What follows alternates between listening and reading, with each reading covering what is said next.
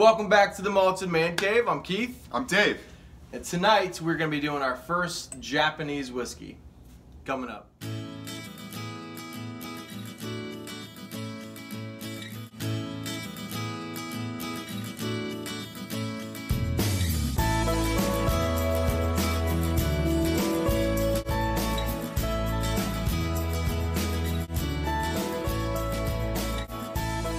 Alright, so we're back.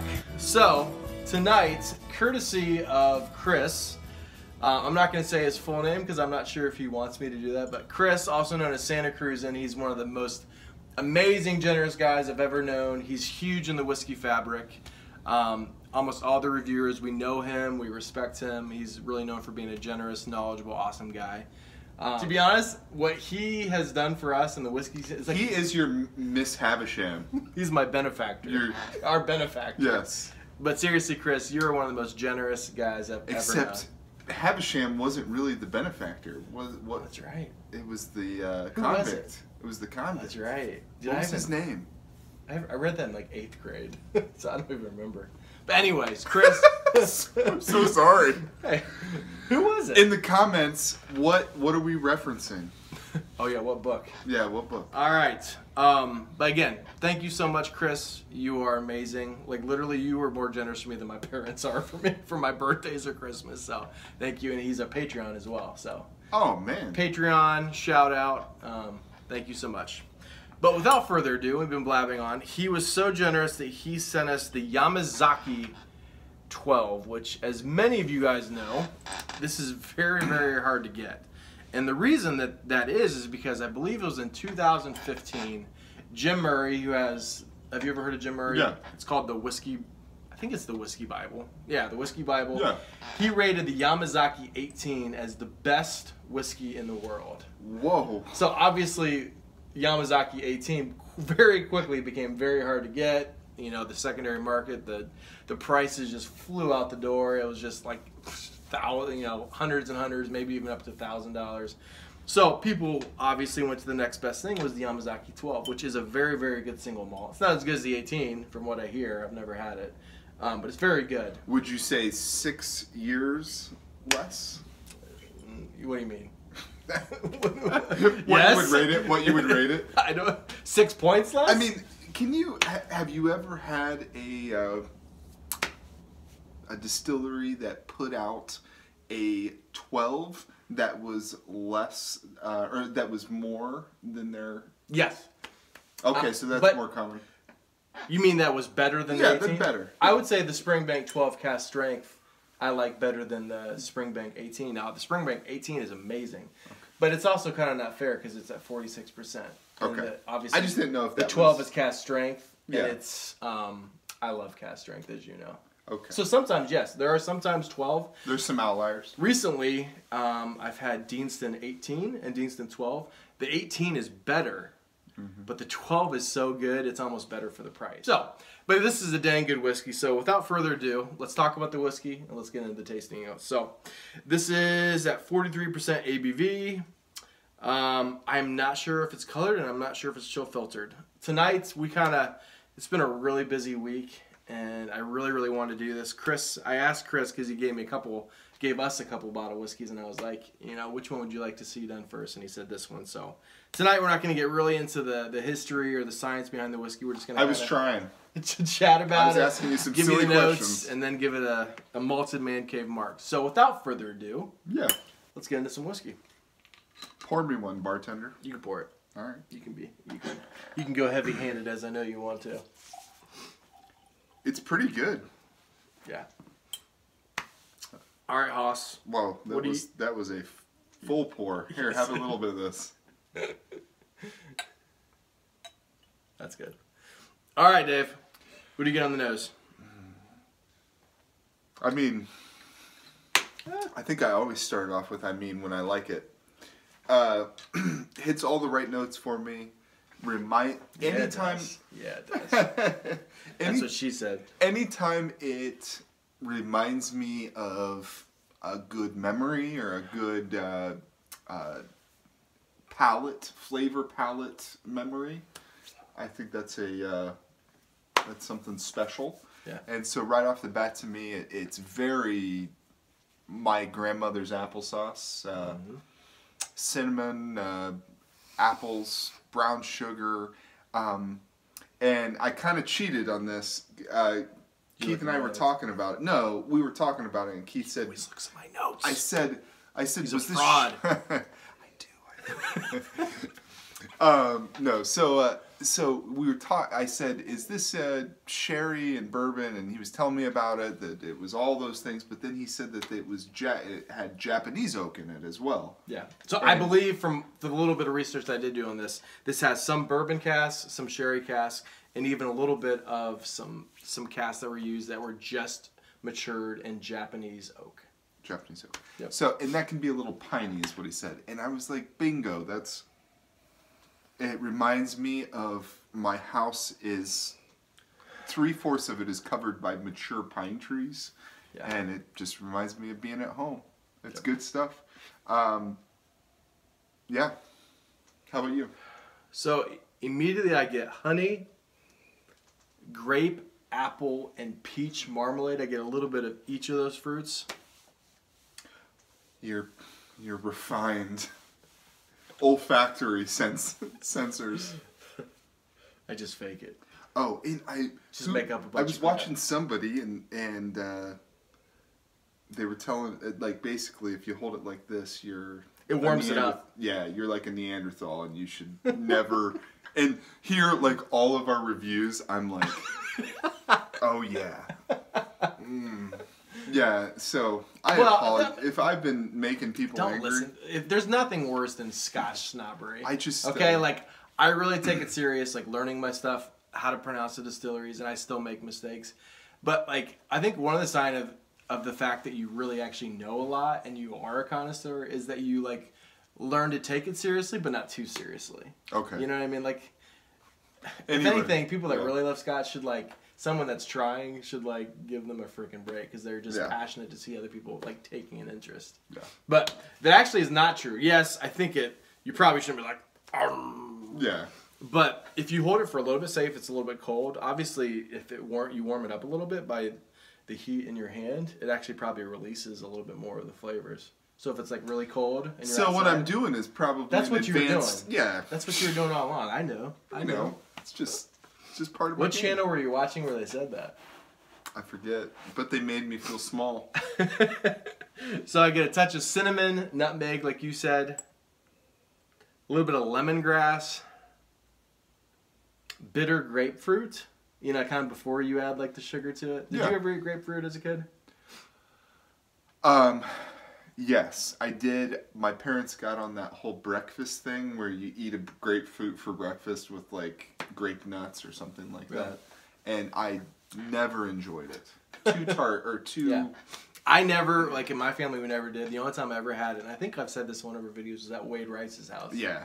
They ate it all the time. So every time I ever spent the night at his house, I'd have it. And it's good if you put quite a bit of sugar on it. Then I like it. So but tart. By itself, no. Oh, so tart. Terrible. But it reminds me of bitter grapefruit in a good way, not like in a bad way. Yeah. Slight rum raisin bread. That's probably from the little bit of sherry cask influence that's there. A little bit of pistachios, which I really, really like. It's probably my favorite nut. Eucalyptus. Yeah, whatever. A little bit of like kind of spearmint, like mint note, which I think is probably from the Japanese oak. And again, like I said, a little bit of pine. So I really think that it's from the Japanese oak. And in my notes, I wrote that this reminds me a lot like a slightly better version of the Glenfarclas 12, which I really like for a 12-year-old. So it's like the slightly better version of the Glenfarclas 12 with a little bit of mint added in. So, what do you get on the palate? I just took a drink of it. The sherry is much more pronounced drinking it than it is smelling it for me. And then the next one is going to sound like a negative, but it's going to lead into kind of what sugary pine sol is what it reminded me of. Yeah. From the oak. Yeah. Japanese oak. Yeah. So the pine sol is that it kind of tastes like a chemistry set put it together. Like I assume you're saying that not necessarily in the best way. That's okay. Let me get to it. So yeah, not in the traditional good way. Chemistry set. Got your beakers. We're gonna put it all.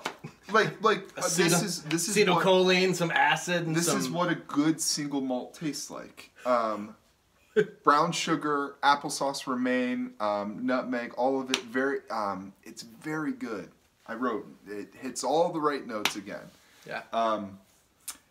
But it's and that's when I asked you. I said, is this color added? Because that would explain kind of the chemically. Almost like you felt like with the Dalmore. Yes, exactly. Dalmore 12 is one of the most, like, I swear, there's like 50% color added, 50% whiskey. Little bit of this, little bit of that, a little bit of sugar added in. Yeah. So my final. I'll tell you. Okay. Tell me about yours. So I put again grape and apple juice on the palate.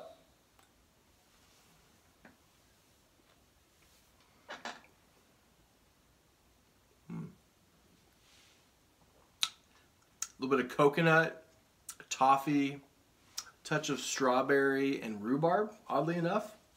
A little bit of sourness. Honey again. Baklava, which has honey in it as well. So a little bit of like kind of pastry, nutty baklava, which is like a Greek dessert. Have you ever had baklava? Yeah. I think another whiskey that I really get baklava is, remember we did the Glenfarclas 105? Yeah. And that is so baklava in a glass. So pistachios again, drying oak, again the lemongrass, bitter grapefruit, spearmint gum this time. I think I just said eucalyptus, but for this one it actually tastes like I'm chewing on spearmint gum. What were those commercials back in the day? It was like the twins. They always double mint yeah. gum. So I don't know, maybe think of that, but spearmint gum. And then lastly, a little bit of that drying pine. So one thing I did really notice about this, and we did not do this with this gets a lot, I mean a lot better with 15 minutes in the glass. I did experiment with adding some water to it, which I do pretty much with everyone. And at 43%, I feel like I watered it down too much. So, I mean, I like it exactly where it is. Always try with a little bit of water, but for me, it watered it down too much. But leaving it for 15 minutes drastically improved it. So even right now, I'm like, this is not quite as good as I remember when I left it out. So I think you would like it better if we had left it sit. If you're a whiskey noob, if you're just getting into it, and you can be lucky enough to see this on a shelf somewhere, or have a friend send it to you, it's one that you can sip on, and it's even though it's got a relatively higher ABV than some other ones, than the basic 40%. Yeah, it's so smooth. I mean, it all of the notes that we were saying, it's just nice and easy. So what do you get on the finish? Finish, the pine really stays with me. Once again, just kind of that. I mean, it's long. It's a longer finish for me. That spearmint really lasts. Maybe that's what I mean by this. For a while. Yeah, the pine. Like you literally had gum, you swallowed it, and like that's a good way to put it.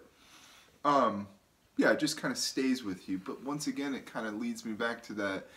Was this like manufactured to stay on your tongue longer, or was it like it just kind of? I like the Whiskey Santa. I'm sorry, my partner didn't. No, it's all gonna. You're gonna Santa Cruz, and it's all gonna come around full circle. Hey, we want to be a channel that is honest. Just wait and transparent. If we don't like it, we don't like it. All right.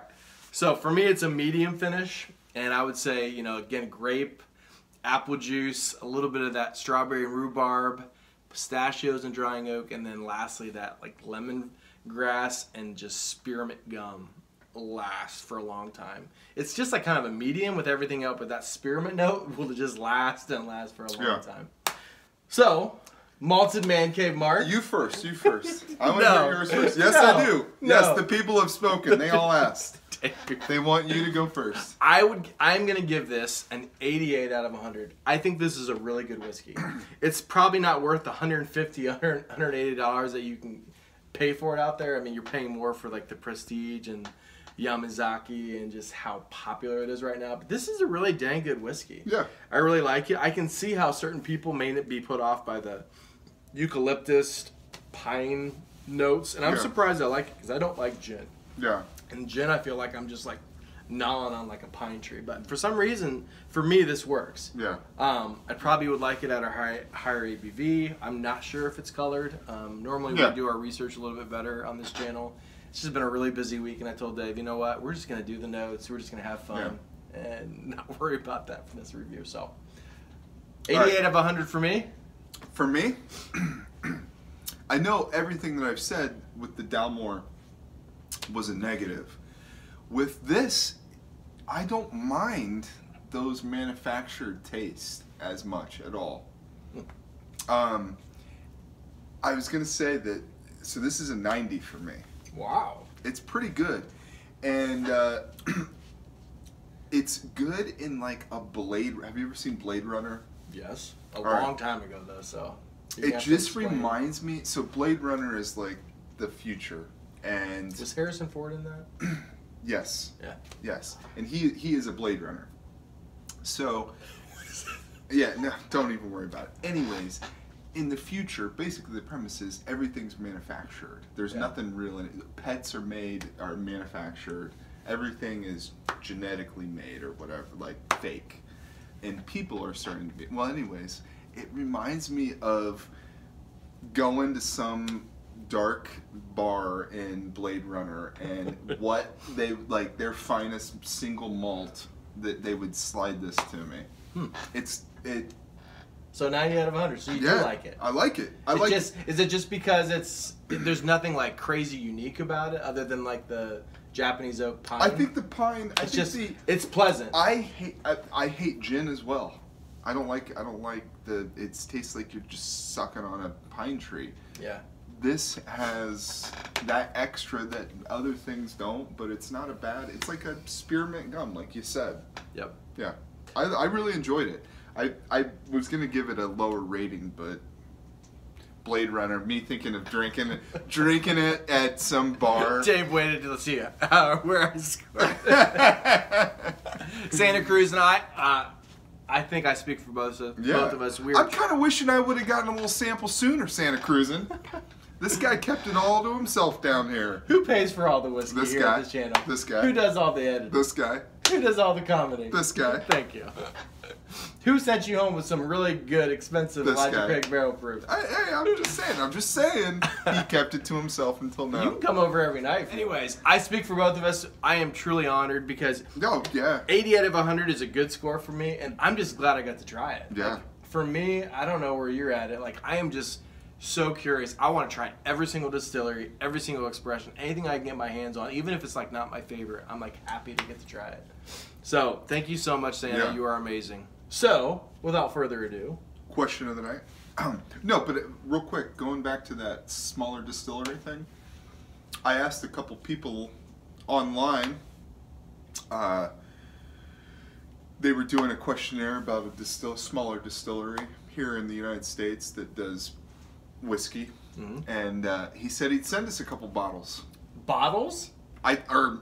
Maybe. And I was like, my buddy Keith, like he's in this thing called the Whiskyfabric, and they like. It's kind of a big deal. People know me. I said we are not a big deal, but we have people that watch us that are a big deal. And I said we share samples with him, and he said, well, I'll try to send you stuff to send out too. And I was like, nice. We're gonna give it horrible marks. 70 out of 100. Just kidding. It's the best whiskey ever. We will add on extra. Sponsored we will tack on extra points for free whiskey. Anyways. So just know, if we get free whiskey, we'll always add on 2 points to the Malted Man Cave bar. Question of the night. Just kidding. What are your 3 biggest pet peeves in life? We can do every other. You, me. Sure, yeah. My biggest pet peeve, and Dave knows this, My friend here has a touch of ADHD to him, and he just kind of, yeah, it's just my pet peeve and all, and I think it's because I take myself too seriously, and I just kind of have an ego. But when I'm talking to somebody, and like, they know I'm talking, then all of a sudden they just kind of like, just stop listening, or whatever. You know, like, that is my biggest pet peeve, probably. Yeah. Screw you, Dave. What's your biggest pet peeve? What'd you say? So probably my number one pet peeve is when you are in the turn lane. I used to screw with Dave because, like, in college, his ears were messed up. No. And he couldn't hear out of one of the ears, so I'd always be like... Do you remember why my ear was messed up? Pissed. Why? Matt Trammell slammed me into the door frame, and I think that's seriously CTE. I think that's also when you like started like having attention issues. I had a speech like I couldn't talk. Like you went like a little bit stupid there for a while. Dude, your brain wasn't working. I'm sure I had a concussion. Anyways, yeah, but you're 19. What? Yeah. So, imagine yourself. You're in 2 turn lanes to turn, okay? Or no, not even that. You're just 1 turn lane, and you're turning onto a 2-lane road. What lane do you turn into? By law, you have to turn into the first lane. The one that you're in. Yes. Yeah. Because people are turning right on the cross street onto their lane. Right. Well, when people don't stay in their lane and go wide into the other lane, man, that's annoying. I can't stand that. The other thing that I can't stand it, especially if you're behind me and you pass me in the lane. If you break a law to get around me. Yeah. The other one, and this is not one of my just favorite, stupid drivers in general. Piggybacking off of you, when you're going from 2 lanes and you merge into 1, and you like literally see each other. Yeah. And if like they may like know the town and you don't. Yeah. You're like, oh crap, and I speed up so that I don't Right. want to wreck you. I'm like trying to be convenient for you two and like hurry up. Yeah. And like just because they like speed up on purpose, like I'm gonna be the one to go in first. I'm like, why? Like. I could easily just have slowed down if I knew you wanted to go faster. I would have slowed down, but I'm just trying to help us not like merge in the same line. My second one is the fact that in restrooms, public restrooms, when you're actually not the urinals, but you actually go to the toilet, like if you gotta go number 2, that the doors open inwards. And I'm a little bit of a germaphobe, as Dave will attest. You know, I was in the military. I can go out in the wilderness for like 2 weeks and not shower. I'm fine. As long as they're your germs. Yeah, as long as it's my germs. Yeah. And, whatever. Like, I can rough it. But, like, if I'm in the civilization, I want to be clean. And, like, there's nothing worse than, like, having to back up and, like, get, like, the back of your jeans and, like poop on it. Leftover fecal matter from having to back up. Because me and you both are big dudes. I'm like, every time we got to open up, like, no. So that's my second pet peeve. Right. What's your second? Right.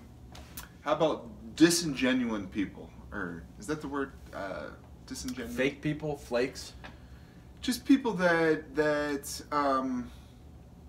make you feel one way, but in reality they don't care about you, or they're presenting themselves as, and that can be in their business life, that could be in their personal life, but somebody that doesn't present themselves for who they are.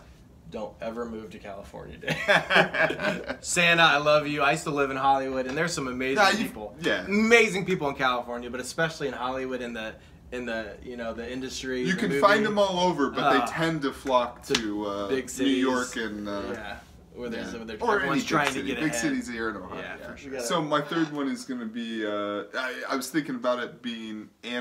You take a second and think about yours.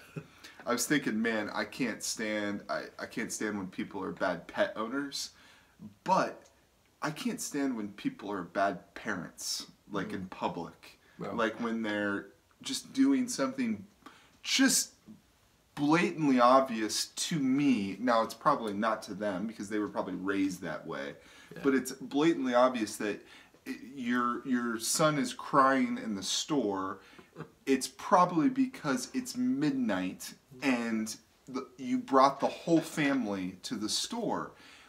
Both parents are usually there too. One of you stay home, keep the kids in bed where they belong, and you go to the store. You don't just like, oh, it's a trip, let's all load up. So, you know what, parents that have children, just I'll put it that, parents that have children out past their bedtime. Or just dumb people procreating. Just bad parents. Dumb people procreating is just my pet peeve. Like, just the kid has no chance. All right, well, I forget my third one, so I already gave like 2 other ones. Yeah, it's pretty long.